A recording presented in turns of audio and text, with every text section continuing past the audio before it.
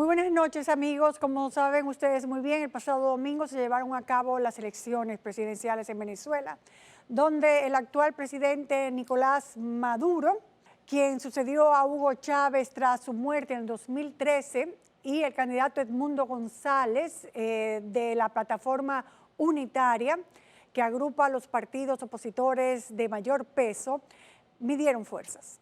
A pesar de que durante meses numerosas encuestas independientes otorgaban una ventaja de más de 20 puntos a la oposición y se evidenciaba un profundo rechazo hacia la reelección de Maduro, desgastado por la crisis económica e inestabilidad del país, el Consejo Nacional Electoral de Venezuela, gobernado por el propio Maduro y su gobierno, proclamó la madrugada de este lunes a Maduro como ganador en porcentajes. Los votos y las actas no han aparecido.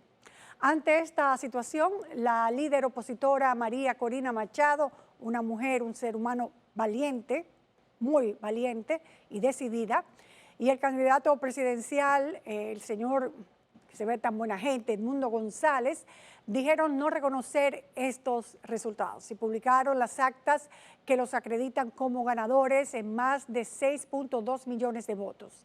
Mientras Nicolás Maduro, aferrado al poder, enquistado en el poder, él y su estructura mafiosa y corrupta solo obtuvo el 2.7 millones. Independientemente, el pueblo venezolano se lanzó a las calles a protestar de manera masiva, que hasta el momento ha dejado decenas de muertos y cientos de manifestantes detenidos. Todo esto, como es natural, ha generado un desborde de reacciones de líderes mundiales, incluso de izquierda, como el presidente de Chile, Gabriel Boric, quien ha exigido la publicación de las actas electorales, pero actas que están en manos de ellos y que no han enseñado todavía, o sea que sabrá Dios lo que puedan estar haciendo en estos momentos. Una posición similar han mostrado los gobiernos de República Dominicana, Argentina, Costa Rica, Chile, Panamá, Perú, Uruguay, quienes solicitaron a la Organización de Estados Americanos una revisión completa de los resultados e instan a Venezuela a publicar estas actas electorales. Luego de un largo debate este miércoles no se pudieron conseguir los 18 votos que se necesitaban para que Venezuela fuera obligada a publicar las actas. Fallaron varios países que se abstuvieron y 5 que no fueron. Hasta ahora lo único que ha podido hacer la OEA es publicar un comunicado en el que exhorta a Maduro a aceptar la derrota frente al candidato González o de lo contrario plantea realizar nuevas elecciones.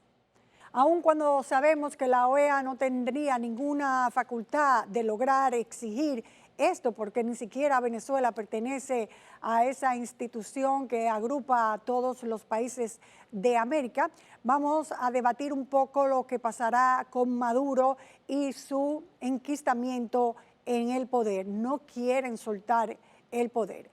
Yo me imagino que en estos momentos estarán en unas negociaciones para lograr encontrar una salida sin Maduro en Venezuela. Ustedes se pueden dar cuenta cómo Rusia y China, que ciertamente uno puede apoyar un país, pero lo que no puede apoyar es la desvergüenza, el violentar los derechos humanos, violentar el deseo de todo un pueblo de salir de esa estructura política que en estos momentos y hace mucho tiempo mantiene a Venezuela en estado agónico.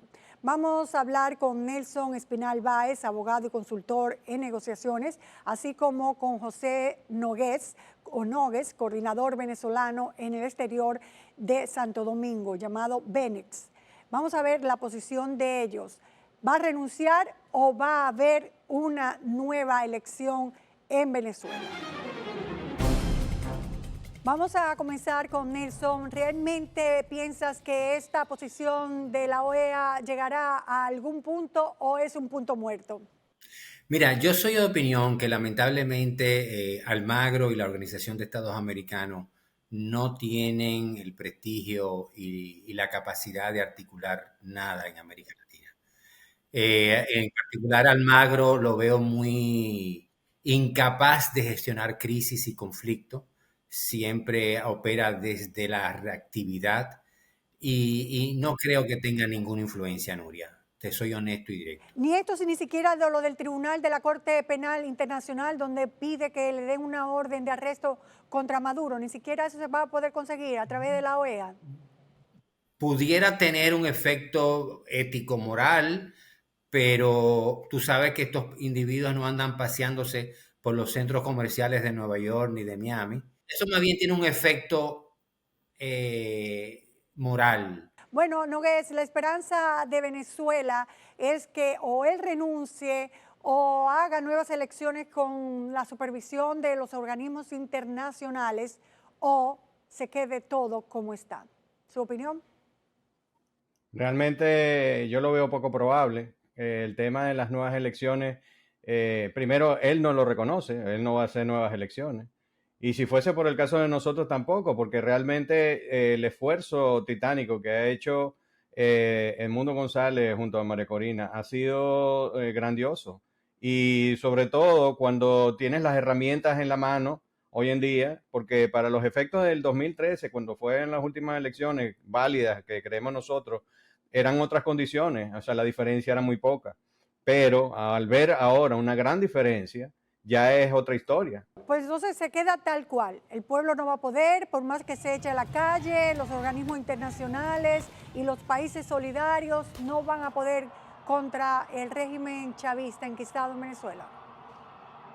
Bueno, básicamente no sé qué opina Nelson, pero yo creo que a veces cuando tú juegas dominó, el juego está trancado y cuando tú tienes la mano ganadora, realmente nadie quiere ceder y es lógico. Ya.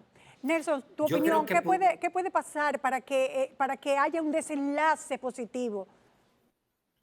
tiene que ver varios factores. Número uno, el pueblo tiene que seguir movilizándose. Esa movilización en la plaza pública tiene que insistir. Segundo, yo veo la oposición, José y Nuria, con un plan post 28 de julio. El hecho de que demuestren públicamente con vehemencia, con credibilidad, que la cantidad de votos y toda esta información que tú ves cargada en su página web, se nota un plan más allá del electoral, por lo que veo posibilidades. Tercero, el hecho de que Estados Unidos se involucre es básico. Cuando yo digo que se involucre, yo no hablo de invasión, yo hablo de negociación. O sea, yo no veo una solución interna. Ok, Nelson nos acaba de decir que la negociación es la única salida, más o menos es lo que quiso decir. ¿Cuál es su opinión? ¿La negociación con Estados Unidos y que logre que Maduro salga del poder, que se vaya a las Islas Maldivas con su traje de baño y se pase ahí las tardes y los días? ¿Podría ser? En toda negociación siempre tienen que estar de acuerdo las partes por igual. Si no están de acuerdo, es donde yo digo que es donde está el tranque, porque ya ha habido otras negociaciones. Tenemos el pacto de Barbados que todavía se ha quedado en el aire y que no se ha ido respetando con el transcurso de estos días. Supuestamente teníamos unas elecciones transparentes y limpias y llegamos a esta situación que es lo que ocurre hoy. ¿Hasta dónde puede llegar esa negociación? Bueno, es un tema de pulseo. Y el pulseo, como todo, pues el que pierde es el que no resiste tanto. El pulseo siempre lo ha ganado el poder, no hay duda de eso, porque el 2013 hubo también una poblada y no pasó nada, muchos muertos, muchos heridos, una situación de inseguridad descomunal, o sea que el poder ya tiene forma de reprimir y de violentar los derechos humanos olímpicamente, Nelson. O sea que todavía podemos ver cosas peores en Venezuela. Mira, realmente sobre el análisis de las negociaciones en Venezuela es real. El régimen es permanentemente violador de los acuerdos. Ahora bien, aquí están interviniendo factores nuevos. Aquí podrían intervenir factores nuevos. Número uno es que las calles la domine la oposición, que que la plaza pública sea realmente importante. Un elemento también trascendental para una posible solución negociada es lo que yo explicaba anteriormente, la posibilidad de que al más alto nivel se negocian. ¿Qué es alto nivel? Estados Unidos, Rusia, que se decida un clima, una situación de transición Por supuesto, y voy a agregar algo más. De darse eso, tendría que involucrarse una negociación que involucraría a Ucrania. ¿Por qué? Porque en el tablero político mundial no se negocian países solos, se hacen intercambios.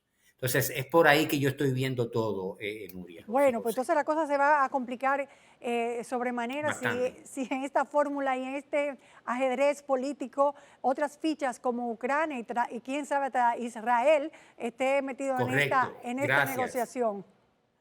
Bueno, Sí, sí. alta política, Nelson, en ese sentido, alta Así es. política. Bueno, Nogués, yo espero que el pueblo no desfallezca. Es muy fácil decir que sigan tomando las plazas, las calles, cuando los muertos no son de nuestra casa, o los heridos, o los encarcelados no son de nuestras casas. ¿Cuánto tiempo más podría un pueblo aguantar eso? Bueno, se ha demostrado de que la voz del pueblo es la donde reside toda fuerza. Si el pueblo, y sobre todo hoy en día, que por eso las condiciones, como decía, del 2013 son totalmente distintas, porque en ese momento no había tanto de lo que era el oficialismo, o por decir los chavistas que estaban defendiendo el voto. Ahora sí los hay. Y obviamente al haber esa masa crítica, porque como decía, la diferencia es grandísima, o sea, no estamos hablando de 100,000 votos, estamos hablando de millones de votos. Eso quiere decir de que hay algo adicional, hay como un voz ahí que tenemos que considerar, como decía Nelson, si es un tema de calle totalmente pacífico además, algo debería suceder porque no se puede parar un país, ya lo hemos vivido varias veces, se hizo un paro petrolero, se hizo el tema del 2017 también, había y hubo muchos jóvenes bueno, que apresaron, murieron. No deberíamos Hay llegar a un ese factor, me nivel. permite. Hay un factor que podemos tomar en cuenta en este análisis y es el factor militar. Los militares no están del todo unidos, hay una apariencia de unidad, pero existe la posibilidad, por favor, ya estamos en el campo de la especulación, es la de un coronel, la de un general, la de un grupo importante a lo interno de Venezuela que se alce contra el régimen y con cierto apoyo internacional. Esa posibilidad siempre la he tenido en cuenta que puede darse y que se suelen dar en estos procesos.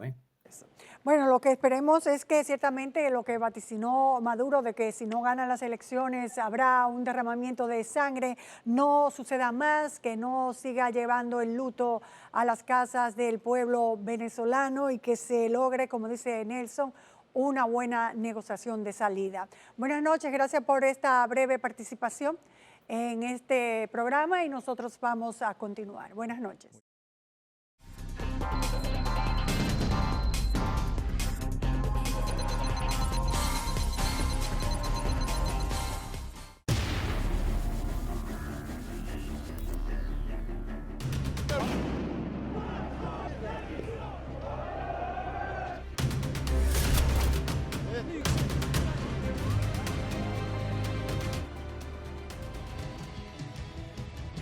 N Digital, cada minuto una verdad. El periódico con las noticias en tiempo real.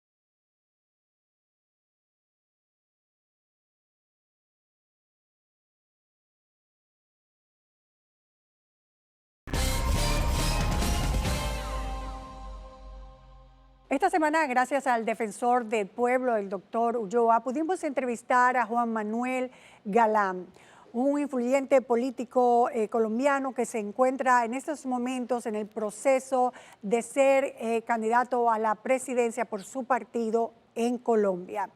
Entre otras cosas, este joven político es hijo de Luis Carlos Galán, un político colombiano que fue asesinado el 18 de agosto de 1989. Todo el mundo lo estaba tocando, lo quería coger. Nosotros en este momento vamos, ¿sí? Está pasando, yo dejo pasar una persona ahí, paso, mire, ponga cuidado. Sí. En este momento, cuando él levanta las manos, ahí escucharon los tiros, mira, todo el mundo al piso, ahí cayó el doctor Galán, mírenlo, allá está, mire. De vestido claro. De vestido oscuro. El que está el claro es un guardaespaldas, el que cayó herido. Sí. Galán era un firme opositor al narcotráfico y apoyaba la extradición de narcotraficantes a los Estados Unidos. A nuestra patria llegó, como llegó a más de 60 países del mundo, el poder oscuro y criminal del narcotráfico. Su asesinato fue ordenado por Pablo Escobar, líder del cártel de Medellín, con el apoyo de otros miembros del narcotráfico y elementos corruptos dentro del gobierno colombiano.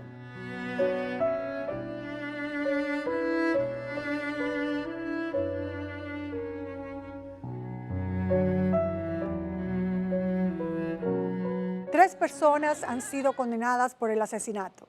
El ex jefe de la inteligencia del DAS, Miguel Maza Márquez, el ex senador Alberto Santofino Botero y John Jairo Velázquez, alias Popeye.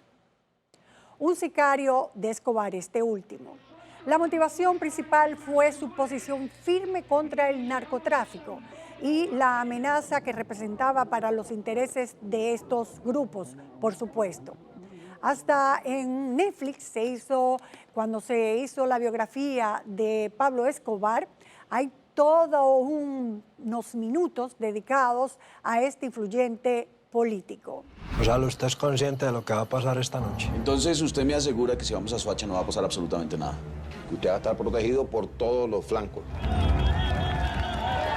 Señores, llegó la hora.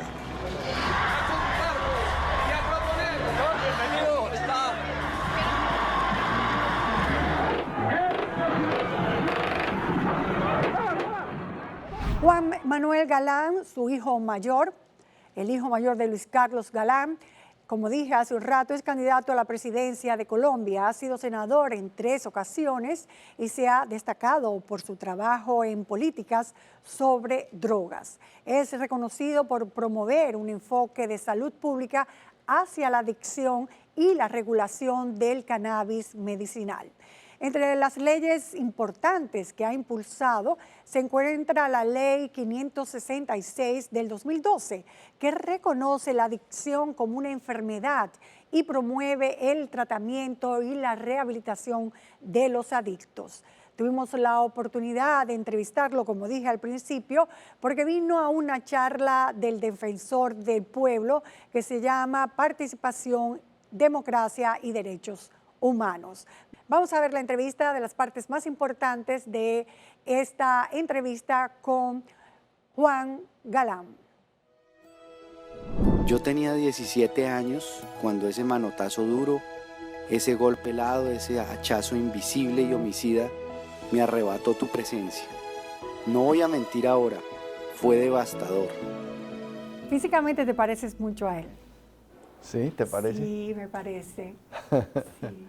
Eso me han dicho a veces. ¿En qué más te pareces a él? Bueno, yo creo que en la vocación. Creo que eso, no sé si fue inculcado o fue algo natural. Chequeando los videos de la muerte de tu papá, vi el panegírico que leíste con tan solo 17 años en el entierro de tu papá. Realmente cuando yo me enteré del asesinato de mi papá, la primera reacción que tuve fue escribirle unas palabras para despedirlo.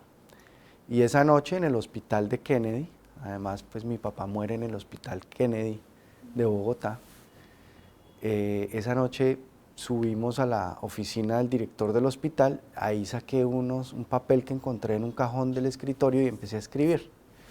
Y ahí le escribí ese discurso a mi papá, y en ese discurso yo le juré que iba a dedicar mi vida a trabajar por sus ideas. El pueblo se levanta y pide justicia.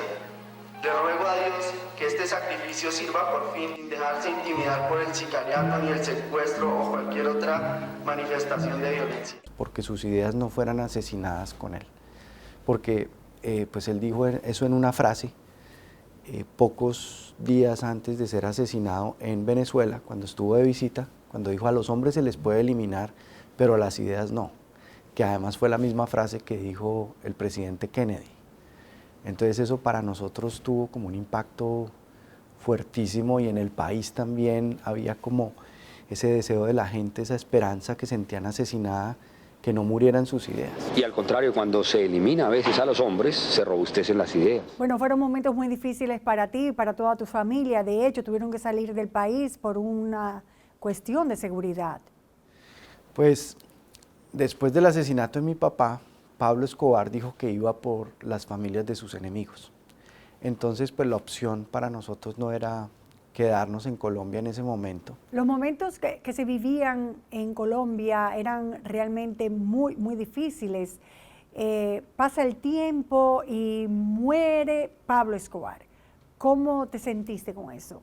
Pues lo que hemos descubierto en estos 35 años de proceso de investigación, porque el crimen de mi papá fue declarado de lesa humanidad. Sí, porque así no perime. Sí, entonces en esa investigación hemos descubierto que no solamente fue Pablo Escobar. Pablo Escobar participó, pero no fue el único. Estuvo también el Cartel de Cali y los hermanos Rodríguez Orejuela, que hicieron un cálculo en ese momento de estrategia indirecta, porque estaban en guerra contra el Cartel de Medellín, y el que tenía fama de violento, de agresivo, de que asesinaba al que se le atravesara por delante, era Escobar. Entonces, facilitando el crimen de Luis Carlos Galán, contribuyendo a que lo asesinaran, ellos sabían que toda la culpa se la iban a echar a Pablo Escobar y al Cartel de Medellín, su enemigo, y ellos iban a tener el camino despejado para seguir traficando clorhidrato de cocaína. Entonces, el Cartel de Cali también tuvo una participación comprobada a través de varios miembros de la policía corruptos, como el general Maza Márquez, director del DAS, que fue condenado por la Corte Suprema de Justicia como coautor del asesinato de mi padre. 24 años. ¿Eso fue suficiente? Increíble. Increíble porque pues, fue una investigación desviada. Ocurrió una cosa increíble. Por estos generales que estaban al servicio de la mafia, personas inocentes que no tenían nada que ver con el crimen, pasaron 4 años en la cárcel. El 5 de mayo de 1993, Alberto Jubis Hasbún, un reconocido barranquillero hijo de palestinos, fue recibido como héroe en el aeropuerto Ernesto Cortizos. Decenas de amigos solo querían abrazarlo y celebrarlo. Entonces el asesinato de mi papá es los narcotraficantes, Cartel de Medellín, Cartel de Cali, los paramilitares como autores materiales, los políticos al servicio de esos intereses, como Alberto Santofimio Botero, y miembros de los organismos de seguridad del Estado, como el jefe de inteligencia. Hay 7 generales de la policía vinculados al asesinato de mi papá. El DAS, miembros del ejército también. Entonces, una frase que a mí me impactó mucho en el juicio contra Alberto Santofimio fue una frase que relató Popeye sobre lo que decía Pablo Escobar del asesinato de Luis Carlos Galán, y le dijo: todo el mundo quería asesinar al doctor Galán, todo el mundo no estaba interesado, la mayoría de personas no estaban interesadas en que él llegara a la presidencia de la República. Y todo por una palabra: extraditable. Exactamente, por su posición férrea en contra las estructuras criminales del narcotráfico. Muchas personas hacen el ejercicio de qué hubiera sido de Colombia si tu papá hubiese sido presidente, si siguiera en el escenario político. Yo estoy seguro que Colombia habría tomado otro rumbo, y eso no lo digo yo solamente, lo dice mucha gente que realmente se conectó con las ideas de cambiar la manera de hacer política de Luis Carlos Galán. Estamos estamos cambiando la conciencia del pueblo colombiano como lo necesita y lo requiere para progresar en verdad, para adquirir dignidad, para adquirir plena conciencia de sus derechos, para no ser una nación marginal, secundaria, para que no le vuelva a dar vergüenza a ningún colombiano al presentar el pasaporte de su patria. Todo Luis Carlos Galán fue un pedagogo de la política. Él creía que los cambios en las sociedades se daban cuando había un cambio en la manera de pensar. Sí, claro. Y son los cambios más difíciles de lograr. Pero son los cambios que han logrado personas que muchas veces ni siquiera han llegado al poder, como Gandhi en la India, como Martin Luther King en los Estados Unidos. Pues nunca llegaron a ser primeros ministros, presidentes, pero impactaron la manera de pensar de muchísima gente, y ese era el propósito que mi papá siempre decía, que para él era fundamental en la política, no llegar a la presidencia como objetivo, sino más bien impactar en la cultura y en la manera de pensar. Triunfaremos en Bogotá y triunfaremos en el país para abrirle el camino a la nueva sociedad. Hay muchas cosas muy parecidas entre tú y tu papá. Él fue embajador, tú tienes que ver también en el área diplomática. Él fue un ministro de Educación a los 26 años. Tú has trabajado con el Ministerio de Educación en la parte de la juventud, en la política que hay que ejercer a favor de los jóvenes. Él fue concejal, legislador, tú has sido legislador 3 veces, él fue periodista, eres periodista, hay muchas cosas muy parecidas. Y ahora candidato a la presidencia, tu papá lo fue 3 veces y tú es tu primera oportunidad. Cuéntame de eso. Bueno, esta elección que vamos a enfrentar sí es trascendental para la continuidad del régimen democrático en Colombia. Pues yo creo que tenemos que encontrar un camino de unidad todos para hacer un gran equipo que saque adelante a Colombia a partir del 2026. Vamos a hablar un poco de Colombia y de Petro. Ya las elecciones serán en el 2026, pero hay rumores de que él podría cambiar la Constitución, no hay reelección y cambiaría eso. ¿Hay posibilidades? Constitucionalmente no puede reelegirse. Vamos a dar un vistazo rápido de América. Bueno, desde Trump, Ortega, Milei, Bukele, Petro, hábleme de Maduro. Pues la crisis de los partidos políticos, la deslegitimación, que se hayan perpetuado élites en esos partidos políticos y no hayan permitido la renovación de la política en ideas y en personas, hace que muchos ciudadanos se hayan desencantado de un sistema democrático que no sienten que se preocupa por ellos, que los incluye, que les da oportunidades y que les resuelve sus problemas. Entonces se van, ¿por qué? Por la política de las personas, de los caudillos, de los líderes, de los iluminados, de los que, como llamamos en Colombia, los culebreros. El fenómeno de muchos países que dicen este outsider o este líder populista que dice que todos los problemas de la vida se resuelven metiendo a la gente a la cárcel y construyendo cárceles, ese es el que nos sirve, ¿no? Entonces, nosotros como políticos que defendemos la democracia tenemos el reto de reinventar los partidos políticos. Por eso yo estoy en ese reto de construir un nuevo partido político que tiene una historia de 40 años, pero que está renaciendo, y que ese partido político entienda de otra manera la manera de hacer la política. Se me está yendo un poco, no sé si a la derecha, a la izquierda o al centro, pero hábleme de la situación que está viviendo Venezuela. ¿Cuál será la solución de Venezuela? Espero que sea pacífica, espero que no sea violenta, que no haya ese baño de sangre que estos dictadores promueven, como lo que dijo Trump, como lo que dice también Maduro, de que amenazan con baños de sangre si no ganan las elecciones. Y yo espero que sea pacífica, y además pues la labor que ha hecho María Corina Machado, encarnando como mujer el liderazgo, la unidad de toda la oposición para defender la democracia en Venezuela, yo creo que es un ejemplo para Colombia, y tenemos que seguir apoyando los esfuerzos diplomáticos, multilaterales, para presionar a Maduro para que se vaya, porque el fraude que cometió el domingo es inocultable. ¿Cuáles serían los elementos que debe tener actualmente un candidato a la presidencia para poder ganar? Pues en el estudio que se hizo sobre los atributos que la gente quiere ver en un presidente, hay a veces contradicciones. La gente quiere ver un presidente independiente, pero quiere verlo con experiencia y quiere verlo con apoyo. Por otro lado, quiere la gente que sea joven, quiere que sea atlético, además, dicen. Y las mujeres, digamos, el liderazgo femenino está teniendo un ímpetu y una fuerza creciente, y eso es un fenómeno mundial, pero en Colombia también se está sintiendo mucho. De esos elementos, ¿cuál le faltarían? Equipo. Hay que construir un equipo con las mejores personas de todas las fuerzas políticas que quieran trabajar y construir sobre lo construido. Entonces está dispuesto a la lucha. Claro, llevamos 40 años de lucha y seguimos adelante, porque el lema del partido es siempre adelante.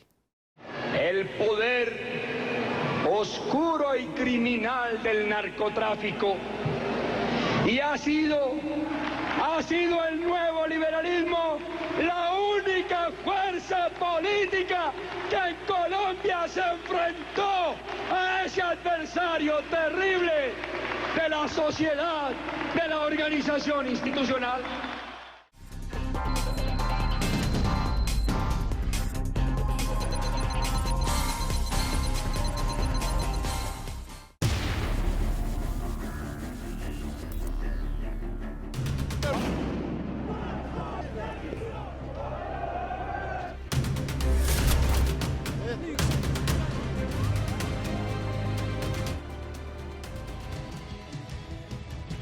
N Digital, cada minuto una verdad. El periódico con las noticias en tiempo real.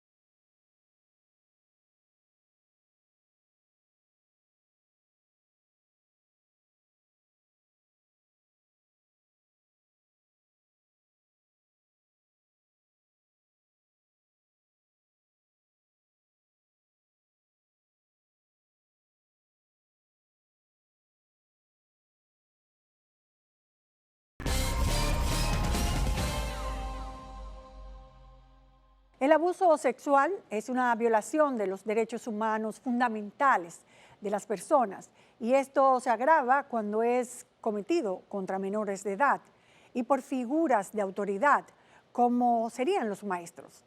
Recientemente, el Ministerio de Educación informó la desvinculación de profesores acusados de este delito.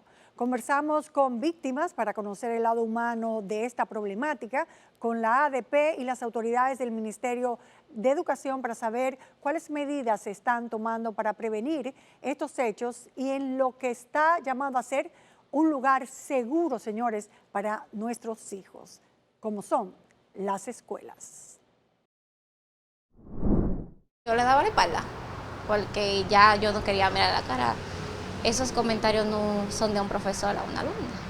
Me sentía incómoda. Esta joven de 17 años es uno de los rostros detrás de las frías estadísticas.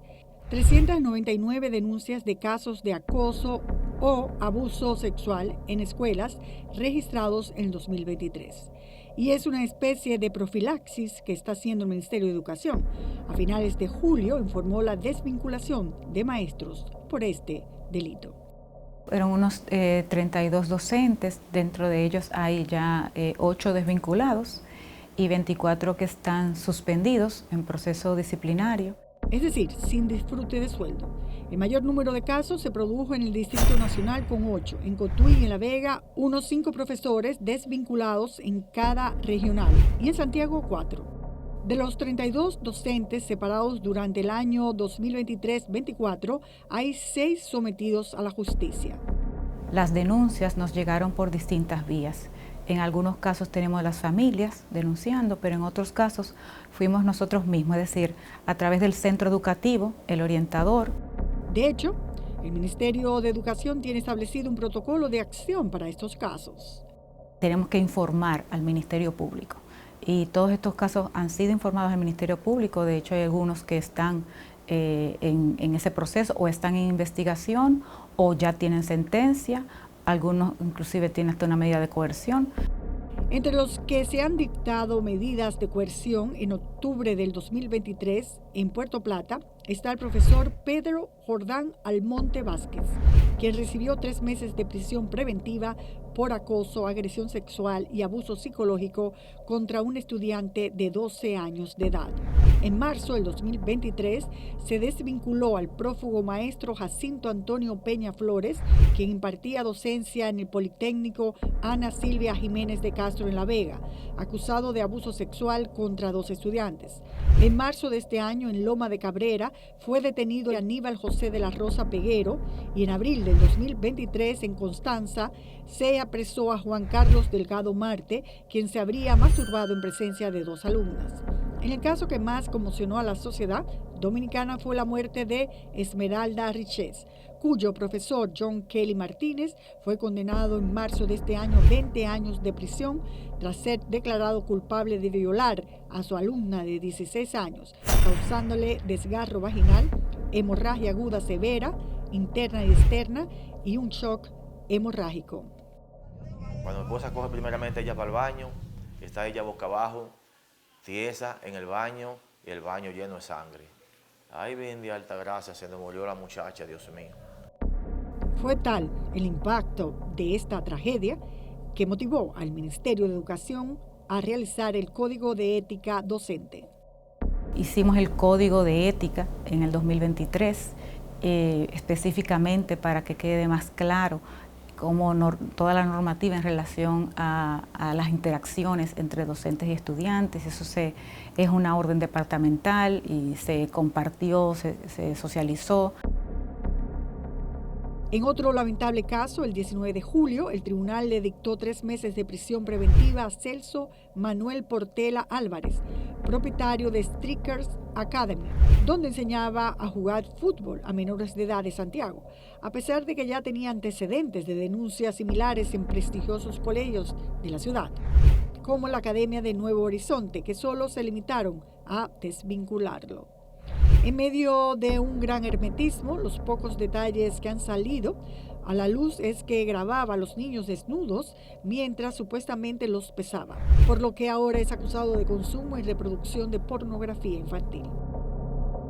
El 22 de julio también se informó el apresamiento de Davis Rodríguez Medina, de 36 años de edad, quien tenía más de 10 años siendo profesor de Ciencias Sociales en el Politécnico Nuestra Señora de la Altagracia en Villa Altagracia, casado con 3 hijos y acusado de acosar sexualmente a 5 alumnas entre 16 y 17 años. Conversamos con 3 de ellas, incluyendo la que nos ofreció su testimonio al inicio de este reportaje. Así definen al docente. Depredador. Él conoce a sus víctimas, sabe por dónde llegarle, qué decirle. Un pedófilo, literal. Manipulador, en todo el sentido de la palabra. Pero este comportamiento del maestro al parecer no era nuevo, se trataba de un secreto a voces. Incluso es sorprendente la cantidad de comentarios en redes sociales tras conocer el hecho donde afirman: nada nuevo lamentablemente, es una basura. Sabía que mi sobrina estaba en el Politécnico y él se la quería dedicar. Y cuando ella lo habló conmigo, le dije: oye, David, esa es una sobrina. Y me dijo que ahí fue que la atacó más porque ya no podía acosarla. Otro testimonio, dice, marcó la adolescencia de muchas jóvenes de manera negativa, incluyéndome. La gente cree que es mentira, pero uno que estuvo ahí sabe que es verdad. De acuerdo a los residentes en Villa Altagracia, hace aproximadamente 5 años, la gestión anterior del Distrito Educativo 0404 había recibido denuncias similares, pero el caso fue mal instrumentado y se cayó.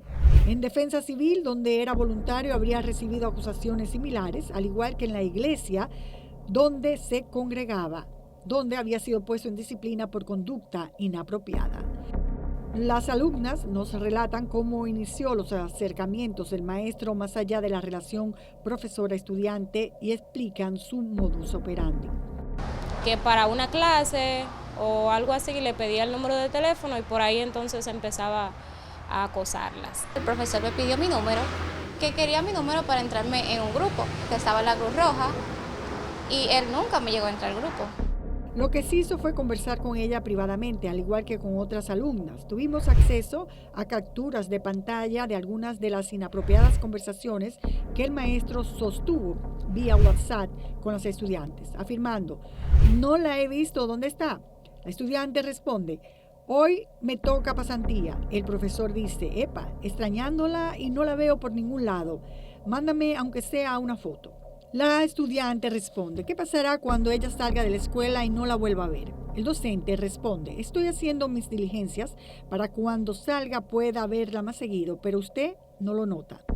También reacciona a una foto publicada por la estudiante en un estado de WhatsApp comentando a su mamá con emoticones de besos y enamorado. En otra conversación, David Rodríguez le dice a una de sus estudiantes: me llama la atención lo delicada que se ve y el cuidado que tiene con su pelo, piel y sus cosas, pero no me atrevería a decirlo, pues estoy harto de problemas. Sin embargo, no pareciera que estuviera harto de problemas, pues no se limitó a conversaciones inapropiadas. Sus conductas fueron más allá, como lo evidencia esta foto de conversaciones donde se observa cómo el maestro borró estos mensajes que había enviado a una de sus alumnas. Me mandó una imagen por WhatsApp y me dijo que si yo quería que él usara esos juguetes conmigo, unos juguetes sexuales que él tenía en una carpeta, y yo le dije que no. Otras también recibieron estas propuestas similares de parte del profesor. Me decía para hacer un trío con mi otra amiga, de que en Semana Santa, como estábamos de vacaciones, y los 3 cumplimos año en abril, de que para que celebremos el cumpleaños los 3 juntos. Él empezó a mostrarme unas carpetas que tenía en su teléfono donde tenía pornografía. Cuando me invitaba a salir en su guagua, y una vez yo no tenía celular y él me dijo que me iba a comprar uno para que hablemos por ahí.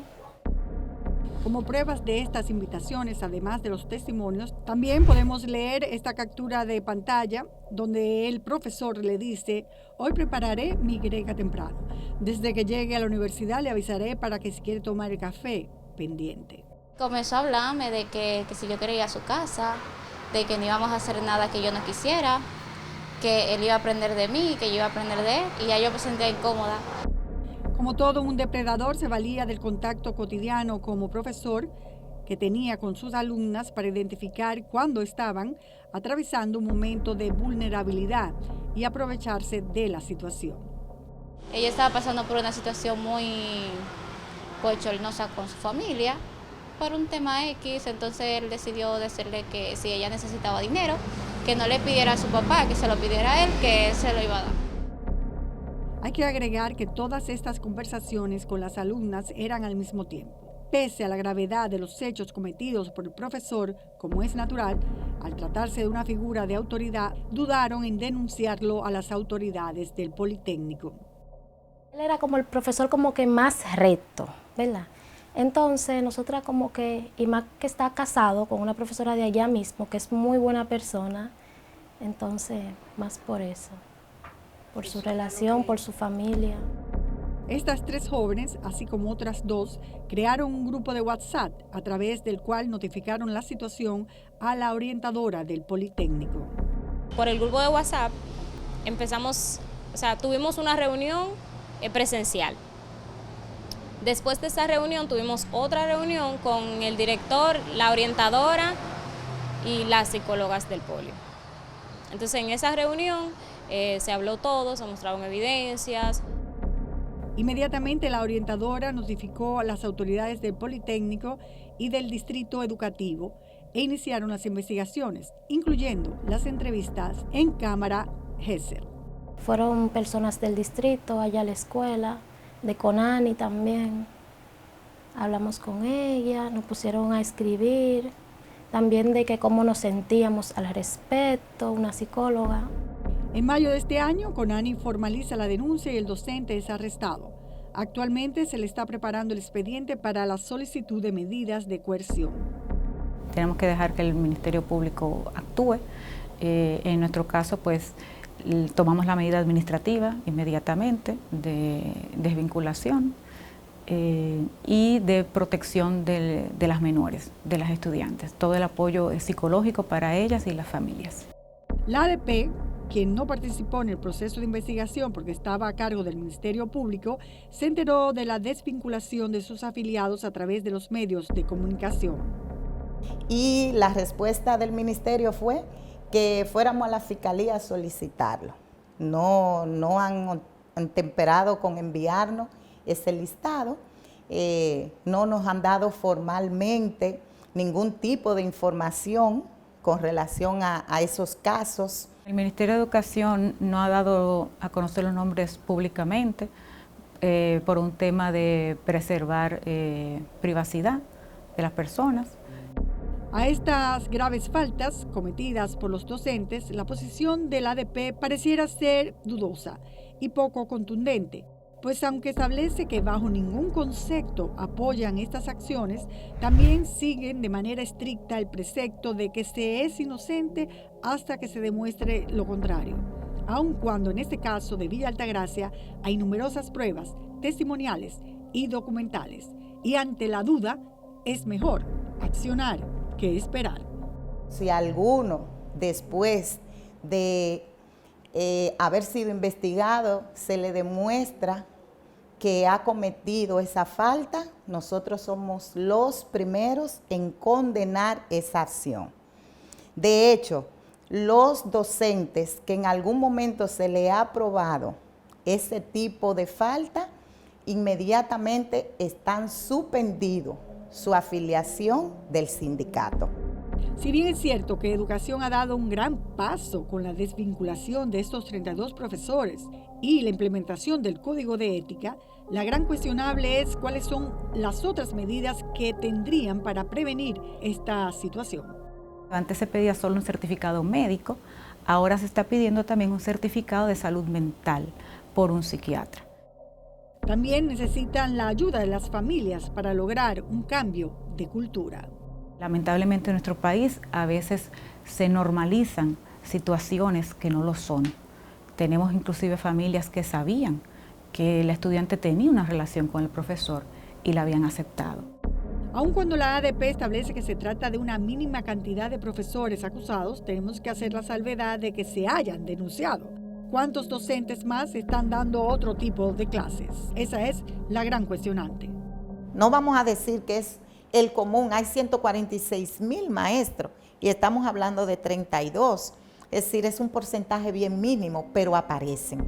Sin embargo, el hecho de que 32 hayan sido desvinculados es considerable, tomando en cuenta la poca cultura de denuncias que hay en las escuelas y que esas medidas solo corresponden al sistema educativo público, no incluyendo colegios privados.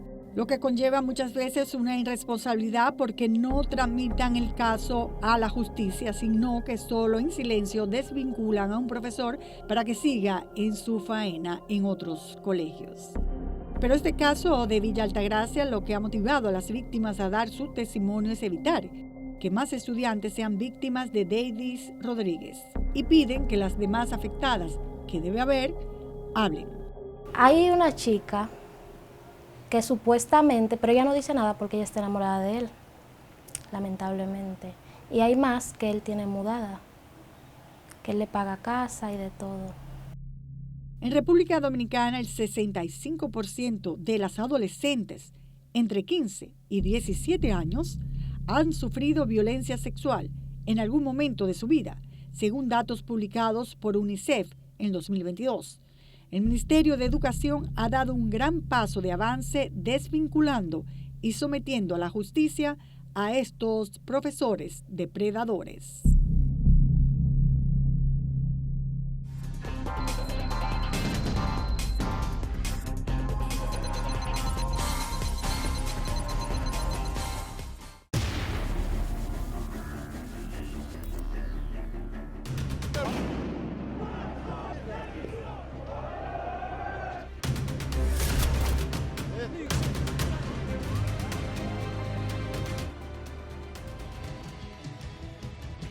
N Digital, cada minuto una verdad.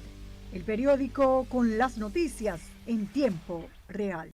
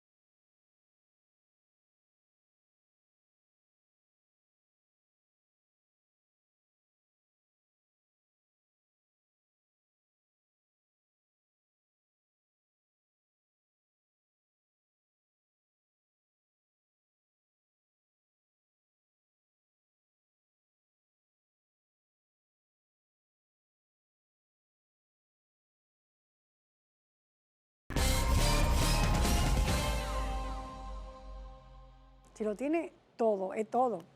Como había un eslogan muy famoso en República Dominicana donde decía, la República Dominicana lo tiene todo. Tiene mezclas de culturas, razas que hacen de este un país rico en mujeres y hombres exóticos. Por eso seguimos sumando modelos que enamoran a las grandes marcas del mundo. Tal cual es el caso de Juanel Hernández, un joven de escasos recursos que hoy domina las grandes pasarelas. Laura de la Nuez fue allá donde reside en un periodo de vacaciones que tuvo, logró entrevistarlo y esta es su historia y su motivación. Así que Laura de la Nuez, adelante. Así es, Nuria, ya nuestra isla es reconocida por exhibir modelos que se han hecho populares en las pasarelas de los más afamados diseñadores. En días pasados estuvimos en el municipio de Consuelo y nos trasladamos allí para conocer a uno de esos jóvenes, un chico criollo que engalana grandes pósters de Europa. Esos ojos de Juanel con este físico caribeño también son impresionantes. Y sin dudas las agencias internacionales opinan igual. Lo vimos en la campaña Giorgio Armani, caminó para Emporio Armani, ha caminado para D-Square, caminó para Philip Plein, caminó para Louis Vuitton. Yo nunca me imaginé que yo iba a caminar, por ejemplo, para Louis Vuitton, ¿sabes? Yo a veces ni lo creo que yo camine para Louis Vuitton. Se trata de la marca de lujo más valiosa del mundo según la propia industria de la moda y la afamada revista Forbes. No pude contener el orgullo y las ganas de conocer y contarles todo sobre Juanel Hernández, quien por su apariencia es admirado en las grandes pasarelas. Y por su esencia es querido por todo el que le conoce. Se portaba bien. Era tranquilito, no hablaba nada, entonces era un niño muy bien portado. Él fue creciendo así mismo, con ese temperamento agradable, humilde. Este joven espigado fue abrazado por una familia cristiana. Sus padres son pastores y le inculcaron valores desde pequeñito. Yo puedo decir de él que era un niño humilde, obediente. Humilde porque cuando él viene de por allá de Europa, él suelta esa maleta y por ahí se va y yo lo mando a un mandado, al colmado de Amento, y él va. Hoy ama el modelaje, pero no siempre ese fue su sueño. Pelotero, o sea, desde siempre yo quería jugar pelota y entonces eso fue como una pasión para mí desde pequeñito, ¿sabes? Jugó desde los 6 años hasta los 17. Yo llegué casi a jugar a nivel profesional con un equipo profesional, ¿sabes?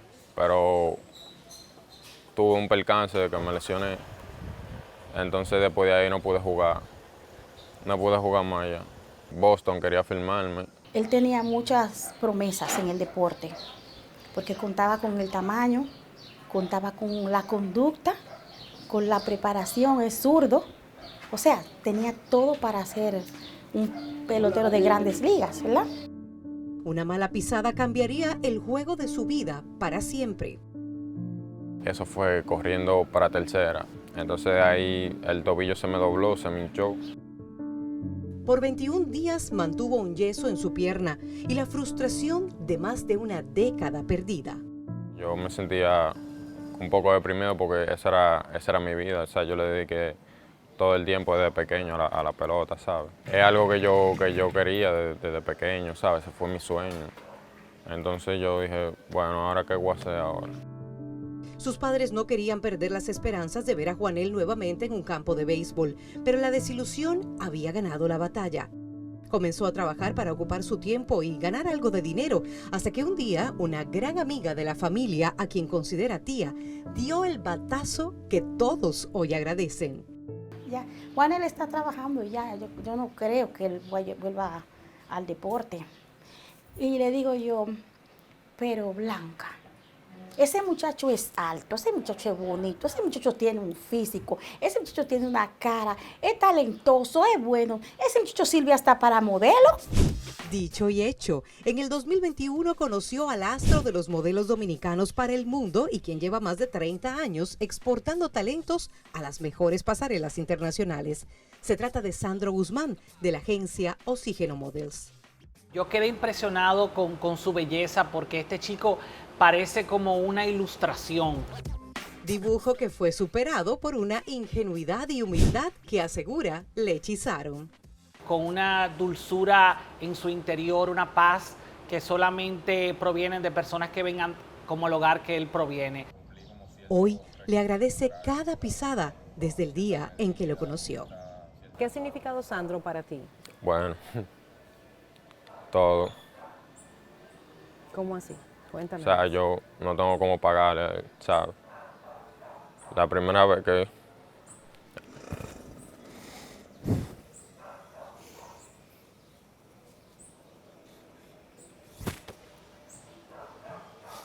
La primera vez que yo viajé, él me pagó el boleto de avión. O sea, él nunca me ha cobrado un peso, ¿sabes? Y eso. Y yo no tengo cómo pagarle. Al principio sus padres estaban incrédulos. Los prejuicios pesan.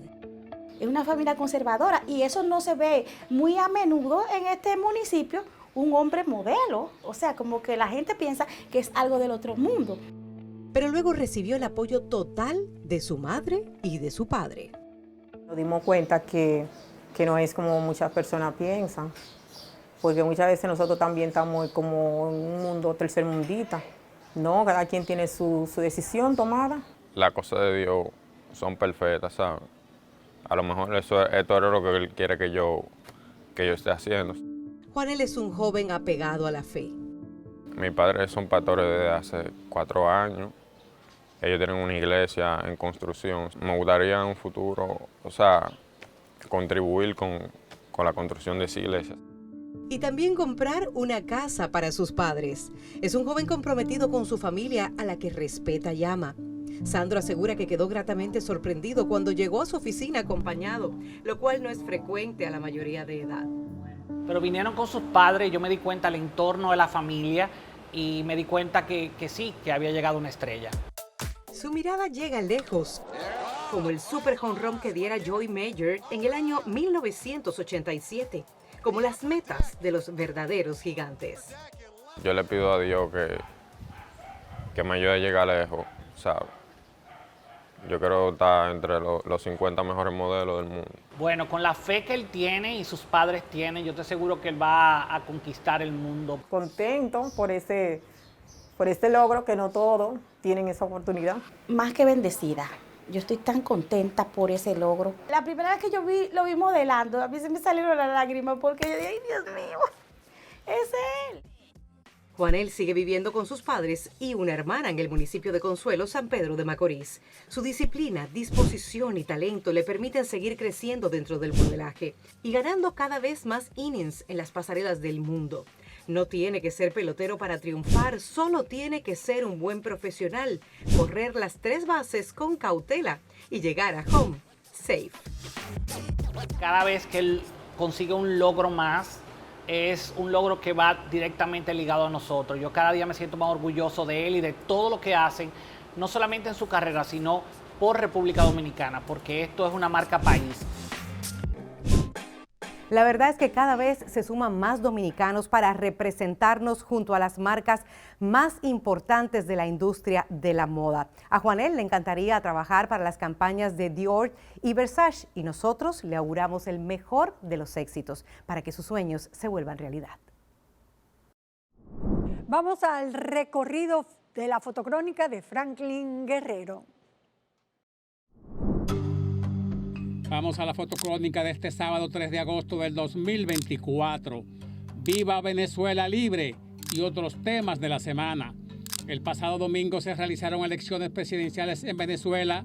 Me fui al consulado de Venezuela a ver sus ciudadanos votando. Y esa es la narrativa. La embajada cerrada por la Nacaona y el consulado por su calle trasera. Algunos llegaron tempranito, la policía de servicio. Siguen llegando votantes y un hombre para chequear los documentos. A votar se inicia la votación cerca de las 7 de la mañana. Dentro del consulado, las 2 mesas de votación alcanzan para que los pocos que fueron autorizados por la dictadura de Maduro a registrarse lo hicieran. Los delegados, la firma del listado, la señora de la embajada muestra el voto a marcar lo marca y deposita en la urna. La salida al patio, el registro con detector de metales y los que esperan para votar por la libertad. ¡Viva la libertad! Mientras en Venezuela a la candidata y líder de la oposición, las soldados le niegan hasta el saludo. Están envenenados por la maldita dictadura. Pero la unidad es visible en todo momento y lugar. Los videos que llegan desde Venezuela muestran la represión no dejando que el derecho al voto se ejerza con libertad. Los recintos cerrados hasta media mañana. Los votantes se mantenían en todo el perímetro sin cansarse. Su deseo era votar a la hora que fuera. Cerca del mediodía del domingo, los delegados de la oposición les negaban el ingreso al Consejo Nacional Electoral para ejercer su derecho a ver cómo se desarrollaba el proceso y darle legalidad. Los disturbios en las calles eran la respuesta popular a la represión de Maduro. Una fotografía de un funcionario electoral mostraba sin darse cuenta cómo iban los conteos de votos a favor de la oposición. Y lo del dictador Maduro publicitaban antes del cierre de las votaciones una supuesta victoria.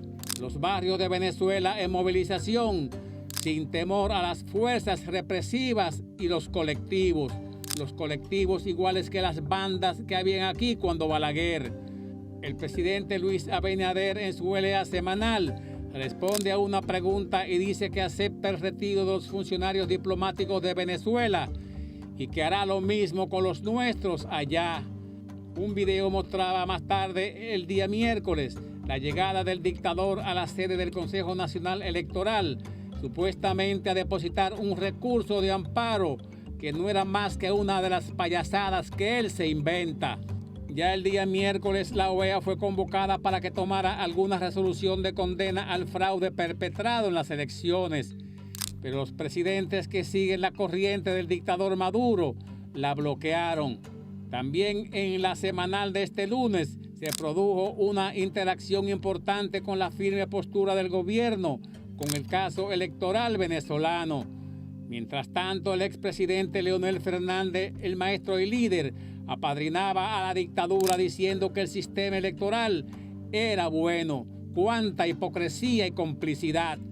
Solo recordé las pandillas de lúmpenes barriales que la gente de Leonel llevó a la avenida Tiradentes a golpear a los periodistas con garrotes y otros objetos mientras él disertaba en el interior del edificio de Diandino que nació del metro.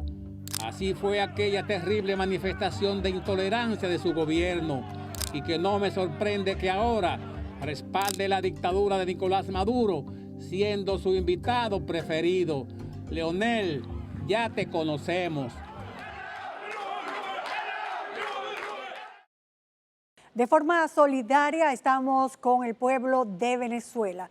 Es hora del cambio, es hora de que el chavismo y todo lo que representa debe salir ya de este territorio y dejar a ese pueblo en libertad.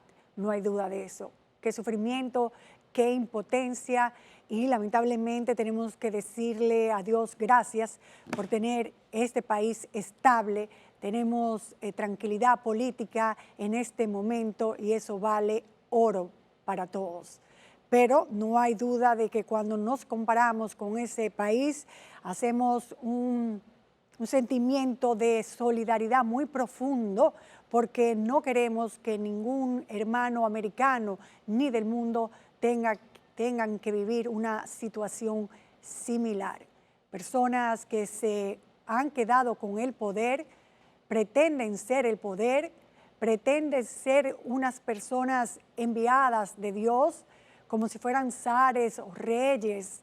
Son épocas pasadas que debemos comprender que los países evolucionan y necesitan esperanza, positividad y sobre todo un gobierno honesto, no represivo, no dictatorial como es el de Maduro y sus secuaces. Así que estamos con el pueblo de Venezuela esperando que todo se desarrolle lo mejor posible, aunque realmente no tenemos muchas esperanzas de que eso pueda suceder. Con ese apoyo de Rusia, ese apoyo de China y de otros países de izquierda extrema, ciertamente se sienten fortalecidos y ya no hay, como había antes, algún tipo de prurito ético ni honesto. Ya aquí es la fuerza por la fuerza y el poder por el poder, lamentablemente. Buenas noches y hasta el sábado que viene, si Dios quiere.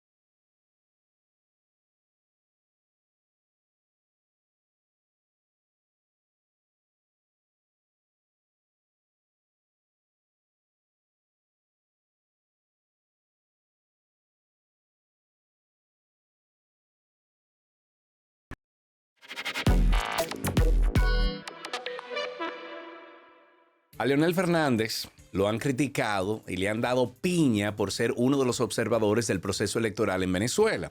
El expresidente ha sido consistente en eso de ir a observar las elecciones de ese país que aún con Chávez vivo fueron procesos muy cuestionables, tanto en los últimos triunfos del extinto líder como en los procesos en los que ha participado Nicolás Maduro. La pregunta que todos nos hacemos es, ¿debió Leonel Fernández asistir como observador aunque haya ido a petición del organismo electoral de Venezuela o a petición de algunos organismos internacionales? Otra pregunta. ¿Leonel es un político acabado? O sea, con demasiadas horas de vuelo y sabía que el horno en el hermano país no estaba para galletica. Pero parece que todavía Leonel tiene la creencia de que él es el político más prominente de las Américas y que su liderazgo trasciende fronteras. Eso es lo que él cree. Porque después de ver todas estas amenazas y el ambiente que desde el principio estuvieron creando Maduro y sus adeptos, Leonel debió pensar 2 veces antes de ir a observar un proceso que el mismo gobierno, con sus acciones, con toda esta vagabundería, estaba anunciando que sería crónica de un desastre anunciado o de una crisis como la que se está viviendo hoy en día. El moño entonces le quedó peor hecho a Leonel, viviendo en carne viva lo que hasta ahora se ha denominado como un fraude colosal, como lo ha denunciado la oposición, pero sobre todo luego de ver todo el rechazo que ha recibido Maduro. Ese muñeco del Consejo Nacional Electoral también y las respuestas que están dando a la población y al mundo con el mensaje de que aquí, aunque corra la sangre, Maduro se queda. Entonces inmediatamente Leonel vio que Maduro y su gobierno impidieron la entrada de varios expresidentes del área. Coño, él debió coger un avión y salvar su vergüenza. Y más cuando Maduro metió a la República Dominicana en el mismo saco. Leonel fue partícipe de este atolladero electoral cuando él mismo se quejó de que le aplicaron el algoritmo en las elecciones internas y solo le faltó quejarse ante la OTAN. Pero a muchos nos dio vergüenza ajena ver a Leonel Fernández en un aeropuerto esperando un vuelo privado luego de que prácticamente se ganó el rechazo de muchísimos dominicanos por prestarse a servir de observador, de títere, en unas elecciones de un país que hace rato transita el camino de la dictadura. Todos sabemos que desde el gobierno de Hipólito a esta parte, las relaciones entre la República Dominicana y Venezuela han estado en la cuerda floja. Y llegar a su país y ver que ambos países han roto esos nexos diplomáticos debe ser una especie de derrota para quien se preste a ir a observar unas elecciones en el país que dio el primer paso para dañar esas relaciones, que en este caso es Venezuela. Pero mucho peor es que Leonel ahora se destape con que la solución a esta crisis y la solución postelectoral la tienen los venezolanos. Porque eso es sacarle el cuerpo al tema y no le luce a un hombre que a 2 días de las elecciones del pasado mayo en República Dominicana elevaba su voz ante la OEA, planteando sus inquietudes, pero mucho menos le luce cuando elevó su voz ante ese organismo para decir que el PRM y Abinader usaron los recursos del Estado y que el narcotráfico estuvo presente en la campaña. Un expresidente que tanto dice defender la democracia no debe permitirse estar en boca de todo el mundo y haber dejado el país donde fue observador al borde de un baño de sangre, todo porque un presidente, por obstinación, por poder, por un tal chavismo que ya es rancio. Leonel nunca, señores, debió destaparse con que el sistema de votación de Venezuela es el mejor del mundo mundial. Porque no importa que lo hagan con tecnología de otra galaxia, con el más sofisticado sistema de votación electrónica, cuando al final el que tiene las armas y el poder dice, fui yo quien ganó. Y para empeorar la situación, cuando Maduro decidió sacar al personal diplomático de República Dominicana y prohibir los vuelos entre ambos países, alegando que desde este país se estaba tramando un golpe de Estado en su contra, el león salió huyendo como liebre cuando está siendo cazada. Entonces, ¿por qué salió huyendo? Es muy sencillo, porque sabe muy bien de qué es capaz ese régimen que él tanto apoya y no iba a dar declaraciones ni aunque fueran diplomáticas estando en suelo enemigo. Porque al final, por más amiguitos que pretendan ser, Leonel sabe muy bien quién es Maduro y de lo que es capaz. Leonel debe respetarse, no creerse que él es el árbitro internacional, sino un político que defiende lo que le conviene y cuando le conviene. Leonel, esta vez, usted la macó Se hizo aquello fuera del cajón y para muchos dominicanos usted perdió, igual que Maduro. Y escúcheme de nuevo.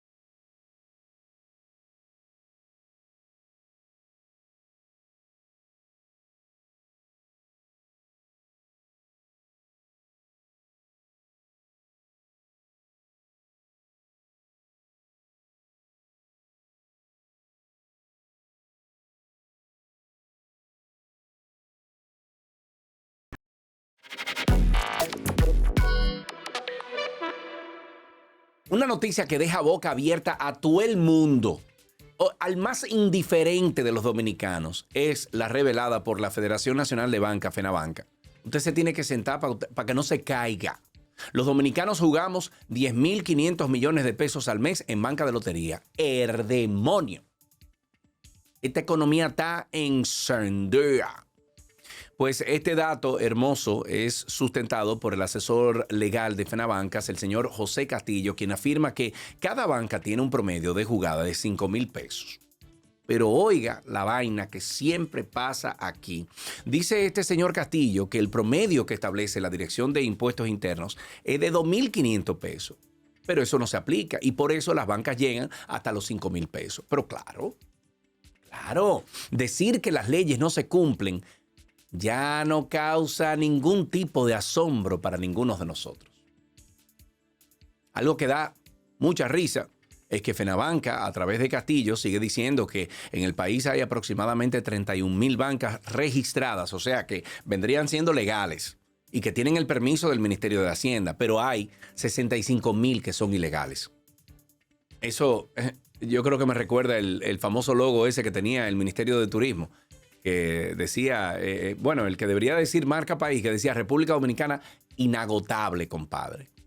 Esas 31.000 bancas permiten calcular que en el país los que buscan arreglar su situación económica jugando unos numeritos, porque finalmente la voy a pegar y me voy a ganar todos los millones de chinflín, ¿verdad? Juegan unos 350 millones de pesos diarios y así llegamos a esos 10.500 millones de pesos al mes. Pero a mí me late, me da la ligera sospecha de que hay que hacerme el cuento completo. Que ese no es el cuento completo, ¿no? Porque aquí debe haber como 150.000 bancas ilegales mal contadas. Y si usted cree que es mentira, entonces usted va a hacer el próximo ejercicio. Usted va a ir a un barrio y usted va a contar cuánta banca hay en una cuadra. Y yo le apuesto a usted que entre una y otra no avanza 100 metros. Váyase a Baní. Como manera de ejemplo, usted se vaya a Baní. Y cuando usted llegue, usted cuenta entonces cuánta banca hay, una tras otra, en la misma cuadra. Y al frente, y al lado, y cruzando. Y ojo, que hay una regla que establece que debe guardarse cierta distancia entre una banca y otra, que antes eran 400 metros y luego 200, pero todo eso se ha ido al inodoro, como muchísimas cosas en este país. Si le aplicamos la matemática a los números de Fenabanca, que nos dice que hay 2 veces más bancas ilegales que legales, entonces estaríamos hablando de que los dominicanos juegan unos 30.000 millones de pesos mensuales, asumiendo que las ilegales facturan igual que las legales. O sea, que si ya los 10.500 millones de pesos le parecían demasiado, usted se toma la pastilla o usted se agarra de un pañuelo, usted se seca la lágrima, porque si sumamos las bancas ilegales que no están contabilizadas, el numerito entonces podría llegar a 50.000 millones mensuales. Pero eso somos nosotros hablando porquería aquí. Señores, yo creo que ahora todo hace sentido. Entendemos por qué ese Congreso está lleno de banqueros, de riferos, de lavadores, coño. Ahora yo entiendo por qué desde el mismo Ministerio de Hacienda se han formado como mafias con relación a esas bancas de lotería y hasta les hacen acuerdos para no imputar a los que crean y operan estas mafias. Porque ahora es más fácil aceptar por qué los gobiernos cierran los ojos y en vez de legislar y regular esos juegos de lotería, uno siente que los incentiva, que los apoyan, que los promueven, aunque no reciban impuestos de las bancas que son ilegales. Pero ustedes saben por qué. Porque las bancas ilegales es otro negocio de muchos, pero muchos millones por la izquierda. Porque este país, por donde quiera que usted lo voltea, coño, es mafia, búsqueda, bajo mundo, tráfico de todo tipo. Hasta de tusa para limpiarnos aquello. En el 2022, yo le voy a dar este datito. En el 2022 el gobierno hizo un amague cuando el presidente Abinader declaró en estado de emergencia el tema de las bancas. En estado de emergencia. Mire usted. Así que uno espera que con este decreto del presidente de la República comience un proceso en serio. Sería un legado. Si aquí se reorganiza eso para que eso tenga una normativa distinta. Lo mismo que cualquiera hace una lotería. Ahora vemos uno que tomó un bolo y volvió y lo entró. Esa lotería, esa con ese nombre, que es la primera o la primerísima, qué sé yo la he visto en muchos lugares del país. Uno no sabe. Entonces, ¿de quiénes son las loterías? ¿Cómo es que surgen? ¿Por qué hay territorios que se dejan minar?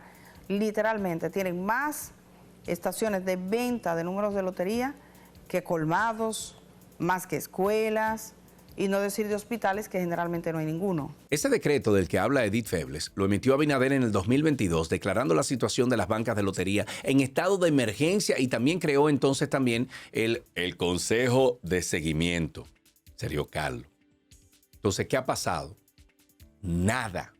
Todo ha seguido peor. Por tanto, es muy bueno destacar cuál ha sido el papel de este gobierno del cambio en su política contra los juegos de lotería. José Castillo de Fenabanca dijo, y voy a citar, existen más de 65,000 bancas ilegales y el gobierno las conoce, pero no ha actuado contra eso. Entonces, ¿qué es lo que exige Fenabanca? Que si el Estado sabe cuáles son las bancas ilegales y sus dueños, que sean clausuradas, tiene que ser así. Entonces, lo peor de todo es que las bancas ilegales supuestamente están en manos de 18 grandes dueños, pero ellos mismos son los propietarios de las bancas legales. O sea que yo me alzo el santo y la limosna también.